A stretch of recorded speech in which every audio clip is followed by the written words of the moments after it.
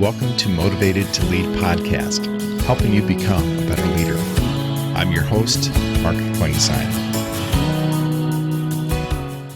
Hi, everyone. Thanks again for joining us for our podcast this week. My name is Mark Klingstein with SEMA Partners. Each week, we interview leaders and they share lessons learned from their careers. Our goal is to help you become a better leader. This week, we're happy to have join us Peter Greer. Peter is the president and CEO of Hope International, a Christian nonprofit organization that works in microfinance and helping people break out of the cycle of poverty. He's written a number of books and is sought out as a speaker on the topic of leadership as well as other topics. And he has some great thoughts to share around lessons that he's learned throughout his career and leadership lessons that I think will be helpful to you. Looking forward to today's conversation with Peter. It's great to have Peter joining us this week for our conversation. Appreciate you taking time to talk to us. Thanks, Mark. I've been looking forward to it. Yeah, absolutely. Well, I guess first off, can you give us just a little bit of your story, a little bit of your career history? Yeah, sure. So I grew up in a little town outside of Boston, Massachusetts, and my dad was a pastor of a local church. And one of the incredible gifts that I was given as a kid was to go and experience mission trips and to travel. And that was around the US, but also some international experiences. And I got hooked. I got hooked on the idea of service. I got hooked on the idea of missions. I got hooked on the idea of trying to show up and make an impact in places around the world. But I really found that my interests were much more in business and entrepreneurship. And it really was in college that came together. I was studying international business in Moscow and had lunch with an individual who said, "Hey, Peter, have you ever heard of this new tool called microfinance?" And talked about someone who had been doing this in Bangladesh and with the Grameen Bank. And I just became fascinated with this idea about using business as a way to invest in communities around the world, not to do what I did, which is go, show up, unpack your suitcase, give a lot of stuff away, and then leave, but to actually invest in entrepreneurs, to see businesses grow and to see, a very different model of what it looks like to love your neighbor. So that really was the turning point, and that shaped the direction of my career. So that would have been in 1995.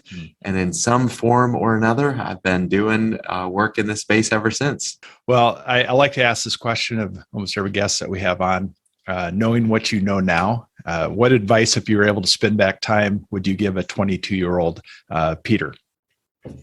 Yeah, I think the big thing is to make sure that you are doing everything possible to listen.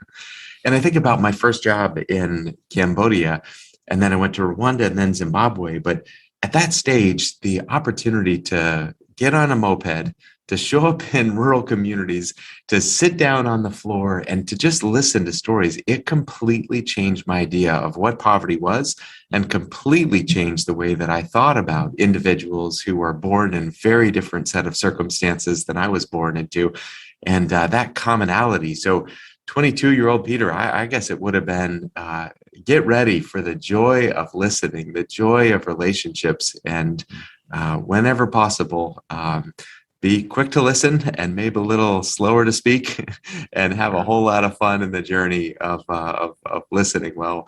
And I'd say that's really been a huge piece about even the journey with Hope International today as well, of how can we really elevate the voices of those people that we serve and make sure that we as an organization are doing a great job listening and learning from those that we're here to serve. What is the kind of the philosophy about what you do and talk a little bit about that?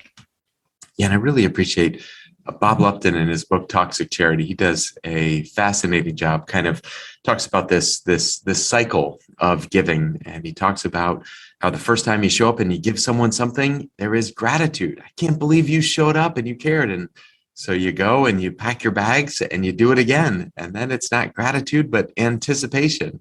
Then you show up a third time and it's expectation. And so there's this cycle that is happening. And then if you keep doing that same model, it leads to entitlement and dependency. And in some ways, communities can actually be harmed by good intentions. And I was so struck. I was in Haiti at one point with a group of Haitian pastors and asking them, hey, what can we do? What helps? And then also as part of that, what are some of the obstacles that you face? And I thought about Haiti, the obstacles of earthquakes and crazy storms and political upheaval and COVID most recently, and all of the challenges that they faced. But the group of pastors were unanimous in what they said. And they said, our biggest challenge is indiscriminate charity from America. They said that is the biggest obstacle because it treats everyone as if they're beggars. And if we're not careful, it disrupts local markets and it causes all of these challenges. And so I think about that, about the good intentions that don't always lead to good results. And so that really is the story of Hope International. We were founded by someone that was doing good work. His name is Jeff Rutt, and going and traveling to Ukraine after the fall of the Soviet Union and helping. And then there was a pastor there who said, your help, it's just not helping anymore. Isn't there a way that you can help us help ourselves? And that worldview change of seeing individuals as active, instead of passive recipients of our charity, seeing them as they are, of active participants in their own communities, in providing for their families. And that change in paradigm, that change in perspective, that changes the programs that we design and the way that we think about helping. And so that's a long way of saying that's really at the core of Hope International. We want to be investors. We want to invest in the dreams of families as we proclaim and live the gospel in the world's underserved communities. That's what we want to be about, not given that short-term aid that is important in a time of crisis, but really focusing on the long-term development. We have a number of people that listen to this podcast that are first-time leaders, maybe first-time CEOs, whether it's in the corporate world or the nonprofit world. You've written a number of books, and one of the books is focused on the board and the CEO and the importance of CEOs knowing, that the board is there, and talk a little bit about, I know you talked about that it can definitely, that relationship can impact the culture of the organization.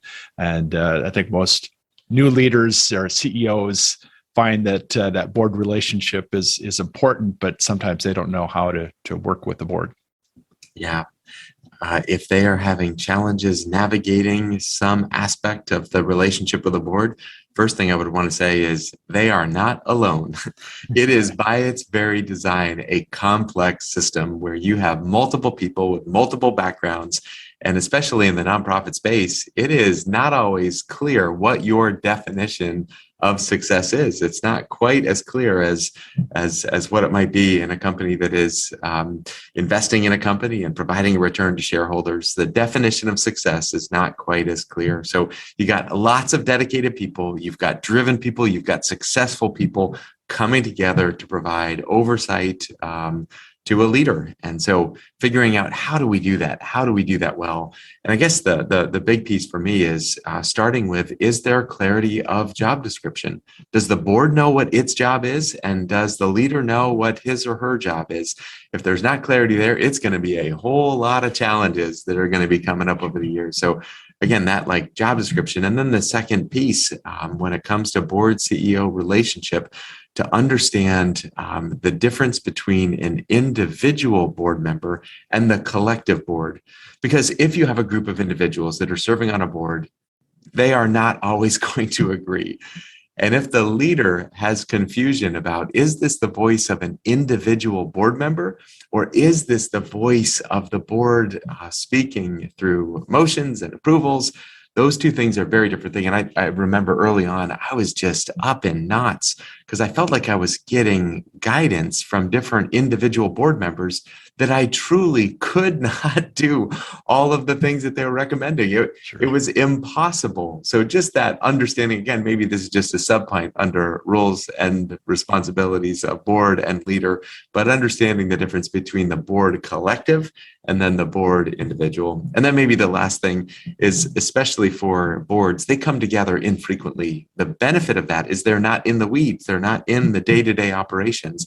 The challenge of that is perhaps there's not all the context that is necessary when the board gathers. So clear communication, understanding the right frequencies, understanding the right metrics, making sure there's those right patterns of communication. There's a lot that can be clarified if we know who we are, we know our mission, we know what it is, how we function, roles and responsibilities, and we know the metrics and have clear communication of progress. A lot of the other issues, will be taken care of if we have those three components in place. So, what are some things that you wish you would have known before becoming the CEO of your organization, or thinking back, maybe further another leadership position that you had? What are some things that you should have wish you would have known?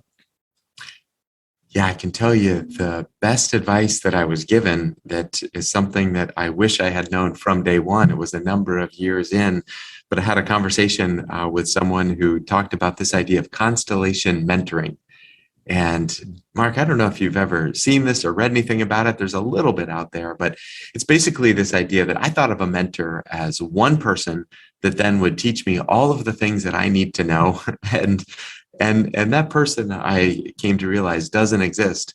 There's some people that I really admire how they just get business, they get scaling organizations, but I'm not sure I want to emulate all the aspects of the way that they are involved as a parent or those dynamics. And so it basically breaks up the constellation model and says, identify the areas that you know are your areas that you want to learn and grow, and find a mentor for that particular area. So it gives specificity, it gives clarity.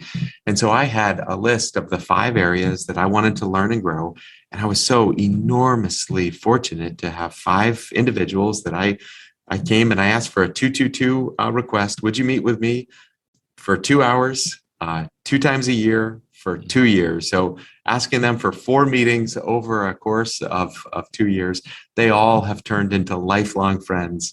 But that was so good because it just allowed me in an area of focus to say, this is an area I know I need to learn. This is an area I know I need to grow. And have someone that I really respect in that particular area to go and wrestle through big issues and eventually become lifelong friends. Yeah, that's some great advice. So I have watched a number of leaders in our business that have done well, but sometimes they don't always think about who that next leader is going to be behind them. Talk about just kind of your philosophy of succession and just how a leader should be thinking about their role and kind of what the organization will be like even after they leave it. Mark, this is your area of expertise. I want to flip that question to you. You tell me what I'm missing on this, but I do think about the question of succession planning and how oftentimes it is a topic that is only discussed when there is an imminent succession. Mm-hmm. And in my mind, that is the wrong time to be having the conversation. It is the wrong time. And yet, in many ways, thinking about succession planning, it can feel intimidating. Is this because I'm not doing a good job? What if someone else is identified that could do better? Really, this insecurity that comes out that I think the starting place for healthy succession is, what is the mission of the organization? And does mission matter more than any one leader? And anytime an organization, its rise or its fall, is bound or deeply connected to one individual, you will have an unhealthy organization. There will be no empowerment. There will be no delegation. There will be all kinds of rapids that happen when that inevitable transition happens. So the first point is, start now. Today is the right day to start thinking about succession planning, both internal and external. And just one little habit that we have as an organization is every January, I give the board of directors, the executive committee of the board of directors, a list of 5 names of people that I think would do an excellent job leading Hope International. And then on top of that, we have a short-term and a long-term succession plan document. What happens in the short term if I get hit by the donut truck on the way home?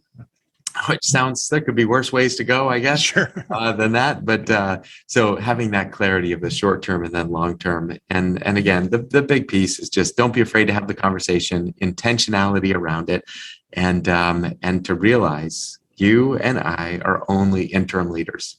every single one of us today is one day closer to that day when we will transition than we were yesterday. And so we hope it's long term, but we plan as if it was something that actually would happen. So I just love that. Then that thinks about teams, that thinks about investing in people, and it looks at, are there any bottlenecks, things that are overly reliant on one person for branding or messaging or communicating or strategy, and really opening that up to say, let's have a mission that is designed to extend beyond the tenure of any one leader.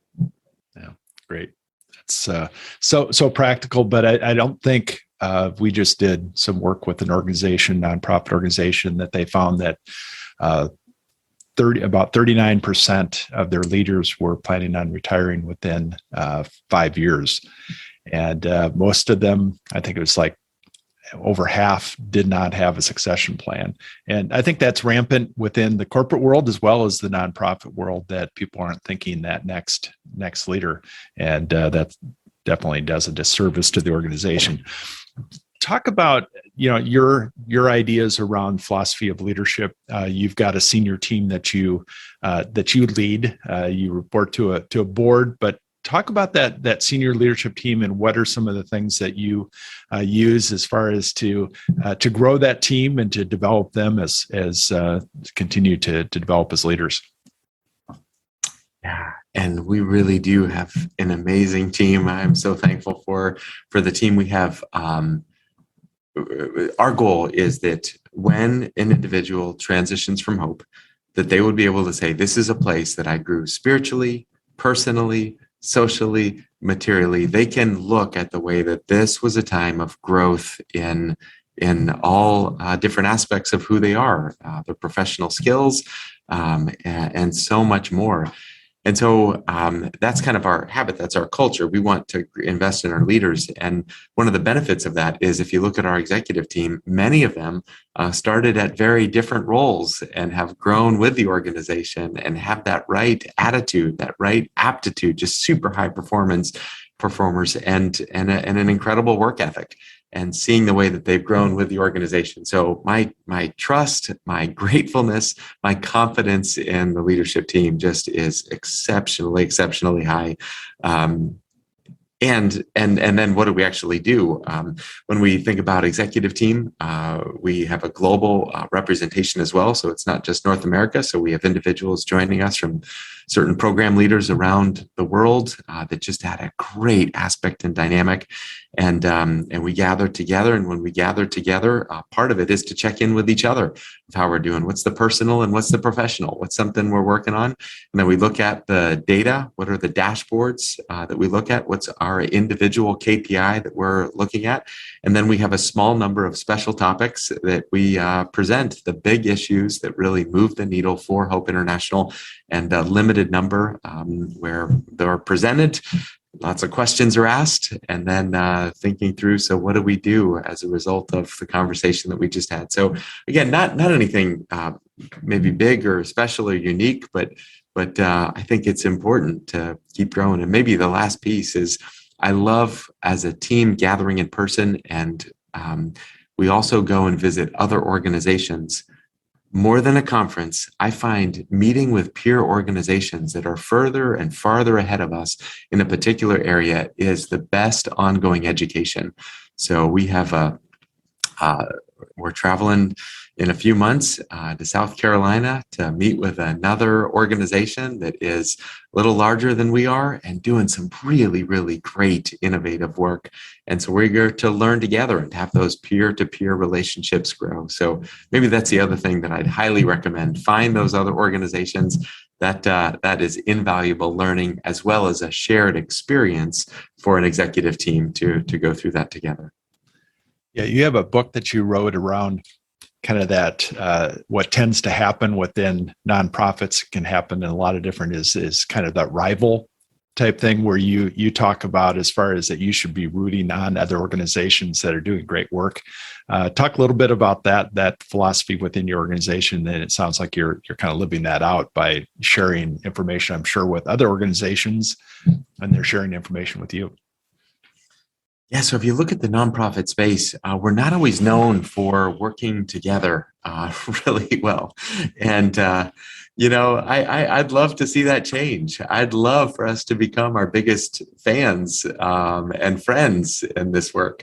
And instead of seeing each other as rivals, to see each other's as other organizations as colleagues in this work. So we did a research methodology similar to what Jim Collins did in Good to Great, of reaching out to industry experts across a variety of different industries and asking for the exemplars, those organizations that really live with an uncommon open-handedness, an uncommon generosity, and just a reputation and practice of collaboration. And so then we had conversations and tried to say, what is it that they think? What is it that they believe?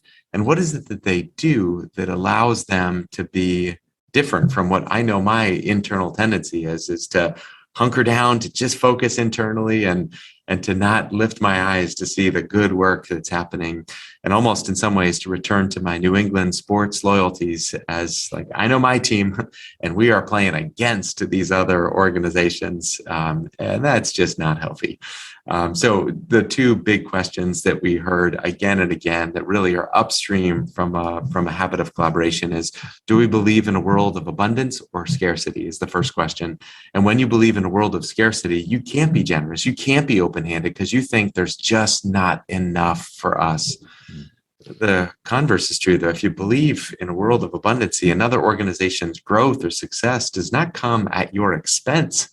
It is additive.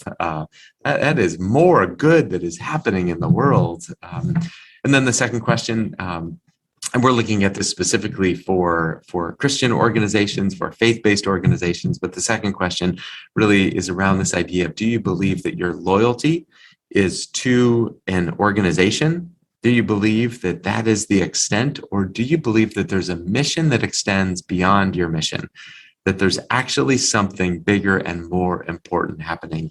And so we talk about, is this about the kingdom, or is it about this, your little club, as a sub component of that? And so I think all of the real exciting work that's happening right now around collective impact, I think there is some exciting work happening where organizations are coming together, finding their area of expertise, and then reaching out and being in partnership with other organizations. I think there is some exciting momentum and acceleration of impact when impact becomes more important than our ego or our logo. That to me is where I get pretty excited about, the possibilities when we no longer see each other as rivals. Yeah.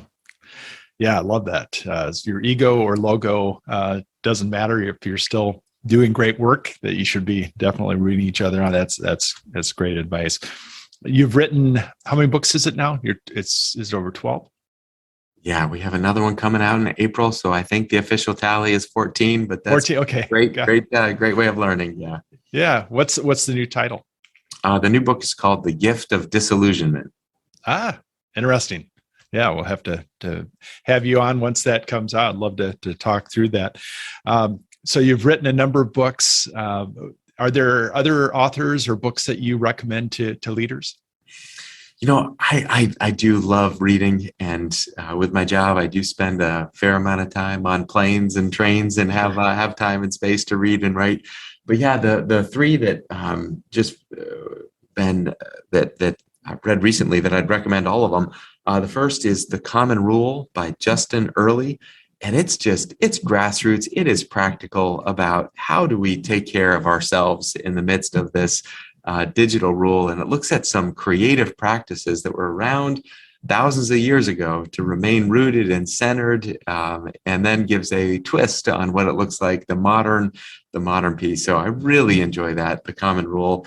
Also really enjoyed reading The Faith-Driven Entrepreneur by Henry Kaestner, and just some great stories and examples of people that are using business for just for good, and just some great case studies about how to maybe think differently about the role, the purpose, and practice of business that maximizes the good. And then the third, I really enjoyed, Terry Looper wrote a book called The Sacred Pace. It's all about decision making, and especially for individuals that are early in their career, looking at big questions. How do I know if I should stay or if I should go? How do I know? And it is a wonderful 5-step process to guide through some of the big decisions. And it can be applied individually, but it also can be applied organizationally with leadership teams as well. So yeah, those are the 3 that come to mind. Great. Any favorite quotes that you live by or you refer to often? Yeah, I on my wall, I had something that was written by Jim Elliot, who was a missionary. And he said, "I am no fool to give what I cannot keep, to gain what I cannot lose." And to me, that quote is so powerful in its ability to refocus on what really matters now. And for me, I believe that this life is not all there is, and what really matters in light of eternity, and to live differently as a result of that. So I just love that reframing, what really matters, and then to live in light of that. So outside of work, what do you do to recharge? I know you travel a ton. You probably, when you have free time, you probably aren't wanting to get on a plane, but what do you do to recharge? At this stage, my favorite event, and it's going to happen in just a couple hours. So I am leaving the office, and I'm going to go sitting on the sidelines of my daughter's soccer team, cheering her on. So I have 4 kids, ages 10 to 17, and cheering them on in their different sports or activities is the great delight. So my wife and I, that's the place that we love to be, cheering on our kids. So any parting advice that you would give to a new or upcoming leader? Yeah, I think the big piece, I think a lot of times there is an element of, I think fear creeps in, fear and it limits options, it limits possibilities. And so I guess the one thought is, I don't know, if we're listening to that the voice of fear is always going to tell us why we couldn't, why we shouldn't, why we're not the right person, why this is not the right idea, why X, Y, and Z could happen. And I would just say maybe pay a little less attention to that voice and a little more attention to the other side of, but what if? What if this works? What if this actually happens? And I think back on my career of how many of the good things, the good breakthroughs, the good innovation, the roles and responsibilities have not been because we listened to fear, but because we said, we don't know. There's uncertainty, there's risk, and let's try it. And so many good things have come from that. So I guess that's the thing is, I think in our world, we need less fear. We need more action. We need more faith. We need more brave leaders who are willing to see problems and not bemoan the problems, but to go about solving them, finding creative ways to positively impact our world. So I don't know, maybe just less fear, more courage as they step out and lead. Well, I wish you continued success with Hope International and all the work that you're doing, the great work that you're doing in the world. And it's great to sense your wisdom as well as your spirit around leading. And I think this will definitely be helpful for our listeners. How would somebody learn more about your organization as well as the work in your books? How would they find out more? Yeah. So hopeinternational.org is a place to learn about our mission, our model, our nonprofit organization. So Hope International, all written out one word, .org.